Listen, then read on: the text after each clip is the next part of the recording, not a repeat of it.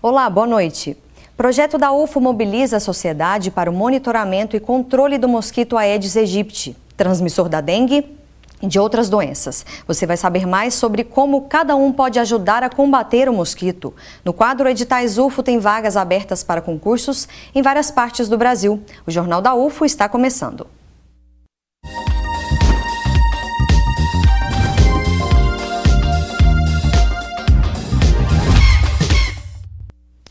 Quem deixa a água parada dá chance para o Aedes aegypti. Isso não é novidade, né? Mas muita gente ainda tem hábitos dentro de casa que podem gerar criadouros do mosquito. Vamos ver na reportagem. Se nós cuidarmos bem, o Aedes aegypti nem nasce, mas se ele tiver a chance, pode viver até 45 dias transmitindo dengue, zika, febre amarela e chikungunya. Essencial a participação da sociedade. O Centro de Controle de Zoonose conta com 14 ações diferenciadas que são disparadas diariamente, todas direcionadas a eliminar foco do mosquito.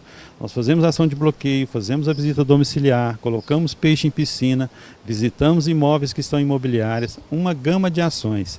Mas a resposta, ela só é completada, ela só é concretizada quando há o envolvimento social. Na casa da Vanessa, no bairro Presidente Roosevelt, em Uberlândia, quem fez a verificação foi o agente Gabriel.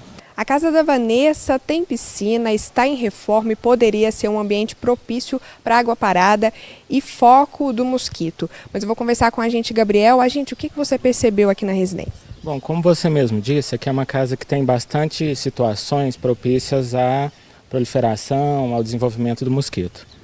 Então, há alguns recipientes de água aqui, até porque ela tem filho que brinca, mexe com as plantas.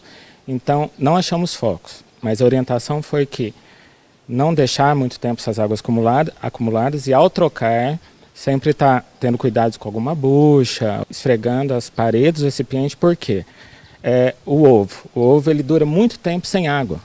Então é muito importante que na eliminação da água seja feita essa, vamos dizer assim, raspagem para eliminar também o perigo dos ovos. E a limpeza da piscina também é importante? Sim, a manutenção pelo menos semanal. O ideal que a gente recomenda pelo menos 2 vezes por semana, ou um especializado, ou com alguma informação mais técnica, porque é um grande ofensor nosso, são piscinas que ficam paradas e sem manutenção. Ótimo. E Vanessa, foram importantes as orientações? Você costuma ter esses cuidados? Sim, com certeza. É muito bom a presença de vocês nas casas, né? Que conscientiza a mais as pessoas, né? A não deixar foco por aí. Nessa outra residência, muitas plantas e os pratinhos com água. Esses pratinhos não deveriam existir, né? É um costume antigo das pessoas e assim, tem diminuído bastante, pelo menos os imóveis que eu tenho entrado. Então, furar. Ou o melhor seria não existir esses pratinhos, mas furar já seria uma maneira também de não acumular água ali. O mosquito também gosta de botar ovos nas vasilhas de água dos bichinhos de estimação. O certo é lavar esfregando o recipiente pelo menos uma vez por semana. Nos baldes, a mesma coisa. É que o ovo do Aedes se desenvolve em água parada, mas consegue sobreviver mais de 1 ano em local seco. Se a gente não lava o recipiente, mesmo que vazio, o ovo pode ficar ali e quando colocarmos água de novo, vai eclodir e virar larva de mosquito. O coordenador do Programa Municipal de Controle de Dengue conta que em Uberlândia o alerta é principalmente para o bairro Guarani. Curiosamente, ele vem com um número maior de casos suspeitos, né? Nós temos trabalhado intensamente, enviamos recado para os pais através dos alunos, estamos trabalhando a visita domiciliar, coleta, né? E mapeamos todos os casos no bairro, levantamento de piscinas que existem no local. Enfim, toda a força que a gente tem está sendo concentrada no bairro, mas precisamos de um envolvimento maior da sociedade, especialmente nesse bairro, porque o número de imóveis que persiste fechado ainda é alto para se ter o controle. O mais recente levantamento de índice rápido do Aedes aegypti, feito em Uberlândia, foi realizado em mais de 12 mil imóveis e divulgado em agosto. O índice de infestação do mosquito é de 1%, uma queda de 75% se compararmos com abril deste ano. Sobre as doenças, nos 7 primeiros meses de 2016, Uberlândia confirmou mais de 9 mil casos de dengue. Em 2018, o número caiu 85%. Em relação ao Zika vírus, em 2016 foram 75 casos confirmados. Neste ano, houve 7 registros da doença. Mesmo com as quedas nos índices de infestação e de casos de doenças transmitidas pelo Aedes, não é hora de relaxar. Nós precisamos fazer hoje para que em 2019 a gente não tenha um número grande na transmissão. Dengue, as arboviroses, não se vive de passado. Nós precisamos sempre trabalhar diariamente, eliminando os focos para continuar tendo o controle das doenças. Para falar sobre o assunto, nós convidamos os professores da UFO, professor Samuel do Carmo Lima, do Instituto de Geografia da UFO. Boa noite, professor. Obrigada pela presença.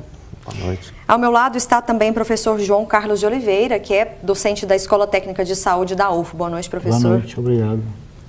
Obrigada pela presença. Para a gente começar, os dados mostram uma redução entre 2016 e 2018. Porém, a ideia é que não exista um mosquito, como a gente estava conversando antes de gravar, né, professor? A questão da participação social é fundamental, como foi falado na reportagem? Sim. Apesar dos números terem indicado 2016 e 2018, tem uma lacuna em 2017. Quer dizer, os indicadores numéricos, eles indicam alguma coisa, mas por detrás de um número existem pessoas. A questão que tem que se discutir, quem são essas pessoas? Onde elas moram? Qual é o jeito delas morarem? Que lugar que é esse? Porque senão, de repente, você diz ali, 85% de redução. Tá, bacana. Eu acho que isso é um indicador muito bom para evitar, inclusive, a questão das mortes. Mas por detrás desse número, quem são essas pessoas? Elas foram contactadas? Elas foram sensibilizadas para o fato? Esses segmentos, os agentes, os gestores tiveram atenção a essas pessoas ou elas apenas foram quantificadas em termos de uma planilha? Porque senão, de repente, o número por si só, por exemplo, no caso, num determinado período do ano, o verão, que obviamente nós sabemos, entre aspas, que tem muito mais número de casos, mas de repente no inverno, a letalidade pode ser muito mais bem representativa. E aí, o lado da questão de ver quem são essas pessoas, onde moram, como moram, qual é o estilo de vida dessas pessoas, o que eles fazem na vida. Eles pegaram a doença no local de trabalho, ou pegaram na casa do vizinho, do amigo, viajando, porque essa coisa da mobilidade, hoje ela é muito significativa. Então são perguntas que nós temos que fazer, não no sentido só de responder em termos do número por si só, mas no sentido de problematizar essa questão quando você chama atenção para a mobilização. O número é um indicador, não resta dúvida. Quer dizer, se nós tivermos aí, como mostrou, milhares de casos num ano, no outro reduziu, que bacana, mas aí vem as perguntas. O que foi feito, na verdade? Como foi feito? Quem fez? Quais foram as estratégias utilizadas para fazer essa redução? Foi apenas do ponto de vista só de eliminar o criadouro? Tudo bem, bacana, porque eliminar o criadouro é um indicador muito interessante que você evita a proliferação do vetor. Mas será que... Não somente, né? Não somente, porque você precisa estabelecer um diálogo com essas pessoas para que elas entendam a ideia de pertencimento, de identidade com aquele lugar no sentido de cuidar do seu lugar. Porque senão vai continuar, por exemplo, chamando o pessoal dos agentes de endemias para ir lá eliminar o criadouro. Eu acho que esse não é o grande foco da questão, apesar de que o criador é o foco. E aí a gente precisa ter essa atenção voltada para a mobilização, quer dizer, uma ação em que você estabelece um diálogo horizontal com a pessoa e não para ela. Essa atenção, essa questão que ele está dizendo vem antes um pouquinho, vem falando dos modos de vida das pessoas, né, professor, como você estava explicando. Você acha que, por ainda existir, né, o mosquito Aedes aegypti, as causas estão relacionadas realmente ao modo de vida das pessoas ou o problema vai além disso? Não, sem dúvida é o modo de vida urbano que nós temos hoje muito favorável à proliferação do mosquito. Esse problema da dengue, ele ressurge no Brasil no início dos anos de 1980 e desde este tempo, não é, já se vão quase 40 anos, nós estamos perdendo essa disputa, essa luta contra o mosquito. Por mais que a gente tenha sucesso num determinado ano, porque houve uma redução, se a gente for olhar a história de 1980 até hoje, é um crescimento progressivo, né, uma escalada em números muito elevados, cada vez mais elevados, ainda que num ano ou outro os números sejam menores, mas a curva é ascendente de número de casos, de mortes, ou seja, nós estamos perdendo a guerra contra o mosquito, né? E eu acho que a estratégia ela precisa ser complementada com mobilização social, porque se o poder público assumir essa responsabilidade de eliminar criadouros, né, nas casas, num ano a gente consegue eliminar porque as condições climáticas foram mais favoráveis, no outro ano não é possível eliminar tudo e aí o número de dengue aumenta. Essa responsabilidade de cuidar da sua casa, do seu ambiente, é do morador, é da população.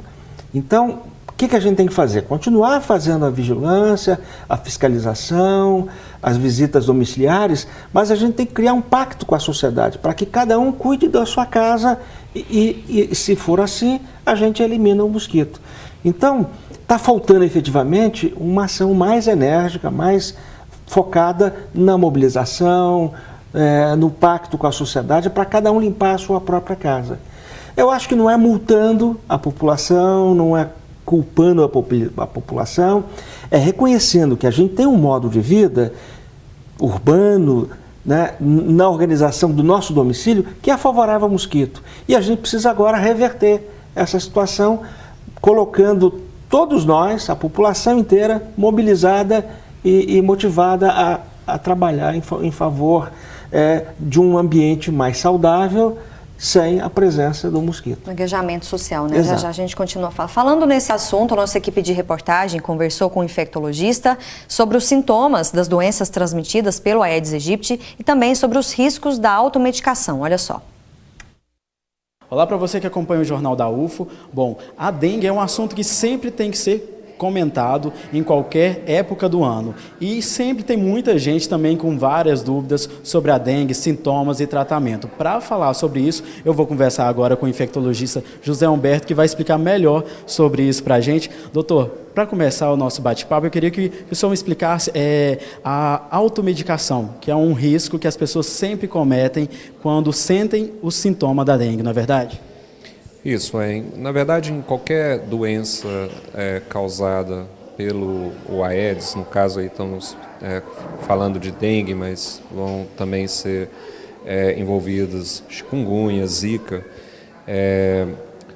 toda pessoa que sentir algum sintoma relacionado a essas doenças, principalmente febre, dor no corpo, né, dor de cabeça, as manchas no corpo, antes de utilizarem qualquer medicação, devem ser avaliadas por um médico, porque a automedicação pode gerar uma complicação do quadro dessas pessoas.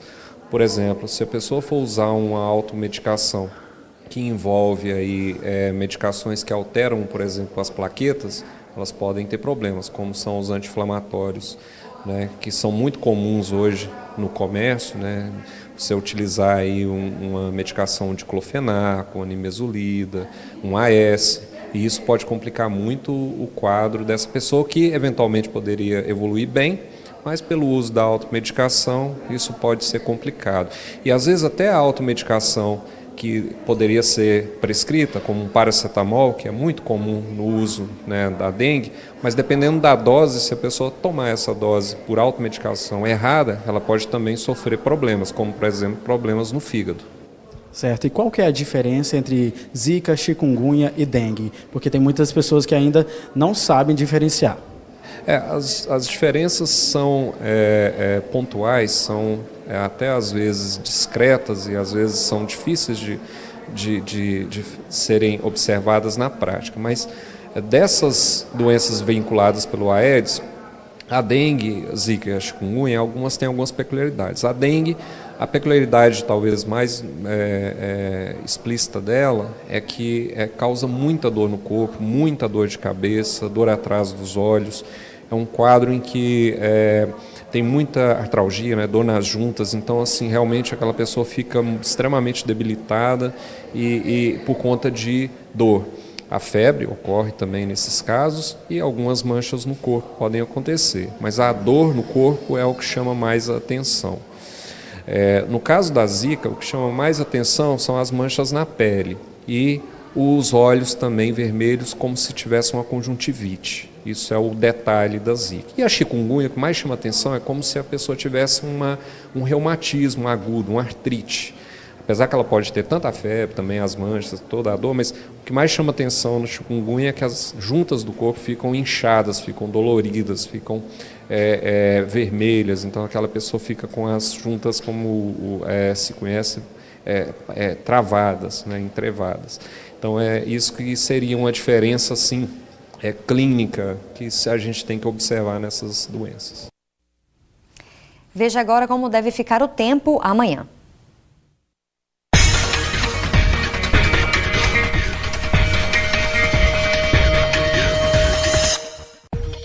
A chuva pode voltar a aparecer em Uberlândia. A máxima é de 28 graus e a mínima 21. Pancadas de chuva também em Patos de Minas. Mínima de 21 e máxima de 28 graus. Manhã parcialmente nublada em Monte Carmelo. Previsão de chuva na parte da tarde. Temperaturas entre 21 e 29 graus. Em Tuiutaba, a chuva está prevista para chegar logo pela manhã. Máxima de 30 graus e mínima de 22. Coromandel com sexta-feira nublada durante todo o dia e 90% de chance de chuva. Mínima de 18 graus e máxima de 29. Projeto da UFO mobiliza pessoas para ajudarem no combate ao mosquito Aedes aegypti. Você vai ver também, a Universidade Federal de Uberlândia é contemplada no edital Eficiência Energética e assina acordo com a CEMIG para a substituição de lâmpadas. Tem ainda as vagas abertas para concurso em vários lugares do Brasil. A gente já volta.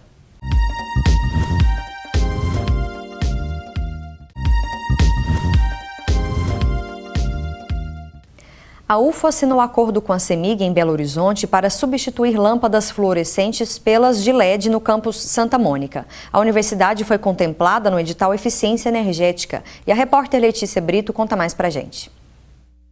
Olá pessoal, bom então, a previsão para que as lâmpadas comecem a ser trocadas no campus Santa Mônica é para os meses de abril ou maio. Para ter mais detalhes eu converso com o Nelson Barbosa, ele é diretor de sustentabilidade da UFO.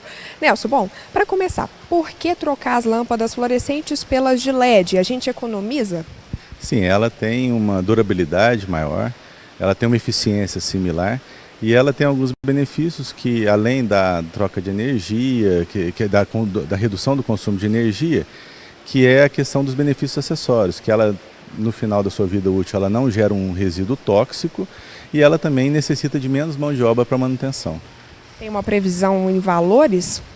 Olha, a previsão direta na redução de conta de energia com esse projeto da CEMIG, ele é em torno de 60 mil mensal de redução na conta. Agora, os benefícios acessórios vão ter que ser monitorados ao longo do trabalho, mas a gente sabe que não vai ter mais a destinação de resíduo, como a gente teve já esse ano de 72 mil lâmpadas que a gente destinou ambientalmente adequada, mas também vai ter a redução, talvez, de necessidade de mão de obra. Então, em algum momento, nós podemos reavaliar os nossos contratos de prestadores de serviço nessa área e ter uma redução significativa. Em relação ao meio ambiente, Nelson, as de LED, como elas duram mais, têm menos resíduos, e sobre as fluorescentes que vão ser retiradas, como elas vão ser descartadas? Está previsto já no projeto da CEMIG que o próprio projeto, ele trata de todas as etapas. Ele trata tanto do diagnóstico, do projeto, da compra de todo o material que vai ser por conta da CEMIG. A mão de obra para a instalação de todo esse material novo também vai ser por conta da CEMIG e o monitoramento também por conta do edital. Então o projeto ele engloba todo o ciclo do projeto. Então nesse ciclo nós vamos fazer a troca de toda a iluminação interna e externa do campus Santa Mônica. Isso gira em torno de mais de 30 mil lâmpadas. Gera uma economia na conta de energia em torno de 22%. E a universidade ela não vai ter nenhum dispêndio. A gente submeteu um projeto para um edital da CEMIG de eficiência energética. Tivemos a felicidade de ter o nosso projeto aprovado integralmente. São 3.700.000 essa primeira etapa. e que ocorre no Santa Mônica. E nós já estamos começando a fazer a projeção dos outros campos, qual o campo mais adequado para a gente fazer o projeto para o ano que vem. Então a ideia é a cada ano submeter um projeto novo e aos poucos colocar de forma uma eficiência energética na universidade. Muito obrigada pelas informações, Nelson. Voltamos ao estúdio. A UFO promove o projeto Mobilização Social para monitoramento e controle do Aedes aegypti. Um grupo de 70 pessoas foi treinado pelo Centro de Controle de Zoonoses de Uberlândia. Alunos, professores e técnicos é força-tarefa na comunidade acadêmica para combater o Aedes aegypti. Esse projeto nosso, ele é um projeto de mobilização social para combate ao Aedes aegypti. E a nossa proposta foi desenvolver um projeto que partisse da universidade, mas que contribuísse com todo o município. Nesse sentido, agora no segundo semestre de 2018, nós fizemos um trabalho de capacitação baseado em 4 encontros com um grupo de voluntários, que foram alunos, foram técnicos, docentes que participaram disso com a gente. E essa equipe, ela se capacitou junto ao Centro de Controle de Zoonoses. Durante 2 meses, a equipe de 70 pessoas passou pelos campi Santa Mônica, Umuarama, Educação Física, Glória e também pela ESEBA, a Escola de Educação Básica da UFO. A Prefeitura Universitária foi informada sobre os locais onde tem focos. A gente pode adiantar que nós encontramos diversos pontos que eram criadouros, de mosquito Aedes aegypti, e que nós fizemos o seguinte: nós solicitamos, junto ao sistema de ordem de serviço da Prefeitura Universitária, por meio do qual as divisões da Prefeitura Universitária, a divisão de execução física, serviços gerais, conservação e limpeza, jardinagem, todos esses setores eles estão tratando como prioridade resolver esses problemas para a gente diminuir a quantidade de pontos onde esse mosquito está nascendo. Além de buscar locais que podem ser focos do mosquito, a equipe coloca essas ovitrampas, que são armadilhas para o mosquito. Dentro do vasinho tem água em condições ideais para o mosquito colocar ovos, e a equipe mede a umidade e a temperatura da região ao redor do vaso.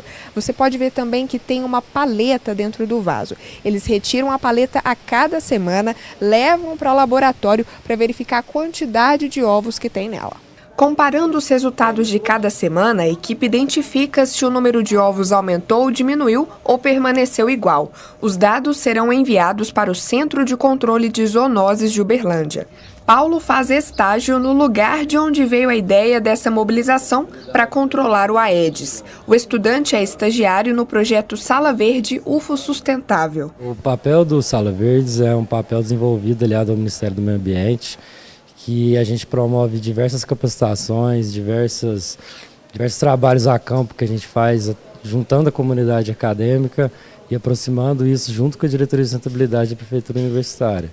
Isso a gente desenvolve diversos trabalhos, diversas pesquisas, a gente desenvolve também projetos dessa parte sustentável, aliados à eficiência energética, aliados a combate, por exemplo, esse do mosquito do Aedes aegypti. E já que estágio é para aprender na prática, está ajudando bastante, porque além, igual eu falei, de aproximar dessa comunidade, toda essa comunidade acadêmica, ela me contribui também com a parte prática, porque às vezes na academia a gente fica muito retido nessa parte teórica e tal. Por falar em aprender, é bom treinar o olhar. Criadouros do mosquito podem surgir em vários lugares e situações. Telhados, calhas, ralos, tudo isso é foco. Às vezes a gente tem uma lona jogada, a gente tem um copinho plástico jogado num lugar, a gente passa do lado de um coletor de lixo, aí a gente vê ali alguma superfície que a gente percebe que está acumulando água. Às vezes nós estamos passando ali do lado todos os dias e a gente não está vendo que aquele local tem água. Pois é, e amanhã os resultados dessa campanha serão divulgados, professor? Conta mais pra gente dessa campanha, que tem um viés bem educativo, É um trabalho que partiu, um conjunto de atividades que partiu de um projeto de mobilização, em que esse grupo de estudantes, professores, técnicos envolvidos foram capacitados na identificação de possíveis criadores, como foi mesmo comentado ali pelo Eunir. Mas a partir desse trabalho de identificação dos criadouros, também como solução deles. Mas um dos pontos muito interessantes é essa questão da capacitação, no sentido do entendimento por que nós queremos essa mobilização, para que essa mobilização. No caso amanhã, com certeza esses resultados vão ser socializados no sentido de que o tipo de criador que foi identificado, a quantidade, onde foram, o que foi feito com isso, o que precisa ser feito com isso. Mas, ao mesmo tempo, eu tenho assim, uma sensação muito bacana, muito positiva, de verificar, na medida do possível, que esses componentes desse grupo, esses estudantes, professores, técnicos, manifestem o seu desejo do que fez. Como que foi para ele, para ela fazer essa atividade, participar dessa atividade? O engajamento. O engajamento, exatamente. A ideia de pertencimento, porque se essas pessoas entenderem o porquê dessa capacitação, provavelmente eles vão levar isso para sua casa, para o seu local de trabalho, para o seu cotidiano. Porque nós precisamos fazer com que essas pessoas entendam que eu tenho que ser o agente transformador desse processo, porque caso contrário, nós vamos continuar ainda, mais uma vez, olhando para o mosquito, como já foi antecipado pelo professor Samuel, vamos olhar para o criadouro, porque tudo isso tem a ver com o jeito que a gente vive dentro da universidade, dentro de casa, na rua, na praça. Lógico que não é todo mundo, mas os poucos que continuam insistindo com esse modelo, nós precisamos fazer um processo de sensibilização. O convencimento, eu entendo que ele não pode ser de uma maneira muito violenta, ele tem que ser de uma maneira em que as pessoas entendam essa ideia da importância da pessoa participar. Porque, caso contrário, a gente vai continuar legitimando um modelo de punição. Eu acho que não é esse que nós queremos um outro. Sabemos que esse outro já deu a sua contribuição, então nós queremos um outro que muitas vezes podemos até não ter muita certeza, mas nós queremos apostar numa outra possibilidade de fazer um trabalho de, vamos dizer assim, de controle de vetores, mas não controlando o vetor por si só, e também não queremos controlá-lo por meio de algumas ações muito energéticas, por exemplo, no caso, fazer o famoso fumacê, jogar veneno. Acho que não é isso, nós queremos, até porque o mosquito faz parte da natureza. Nós é que possibilitamos a potencialização dele. Então, esse trabalho que vai ser finalizado amanhã, demonstrado, e esperamos, e é o meu desejo, que os estudantes, os professores, deem depoimentos. Que história é essa? Qual que foi a sua ideia de vivência nessa atividade?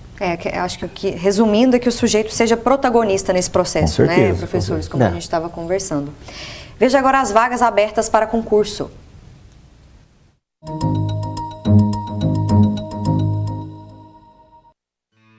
Oi, gente! Hoje as dicas são especialmente para as áreas de saúde e educação. Olha só! O programa Mais Médicos para o Brasil está com inscrições prorrogadas. São mais de 8.500 vagas em 2.824 municípios e 34 distritos sanitários especiais indígenas. Nessa etapa, as vagas são destinadas aos profissionais formados em instituições brasileiras ou com diploma revalidado no Brasil. A Bolsa Formação é de mais de R$11 mil. Os interessados podem se inscrever até o dia 7 de dezembro pelo site maismedicos.gov.br. A Fundação Universidade Federal do ABC está com concurso aberto para preencher 36 vagas de técnico administrativo.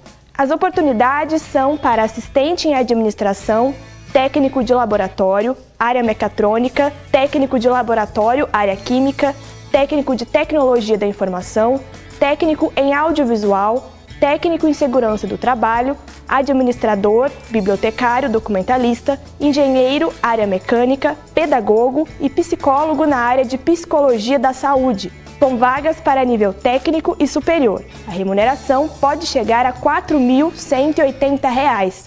As inscrições podem ser feitas no site da VUNESP até o dia 10 de dezembro. Oportunidade para professores de magistério do ensino básico, técnico e tecnológico, para o Instituto Federal de Educação, Ciência e Tecnologia de São Paulo. São 45 vagas para diversas áreas de atuação em 19 municípios do estado de São Paulo. O concurso é válido por 2 anos e o salário pode chegar a R$ 9.600. Inscrições pelo site concursopublico.ifsp.edu.br. Por hoje é só, mas no mês que vem eu volto com outras vagas de concurso público para você.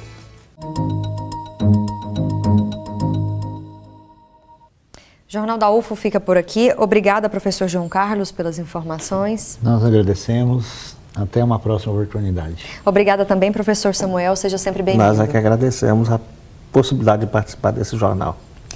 O Jornal da UFO termina agora e você acompanha o Jornal Minas, segunda edição. Uma boa noite para você.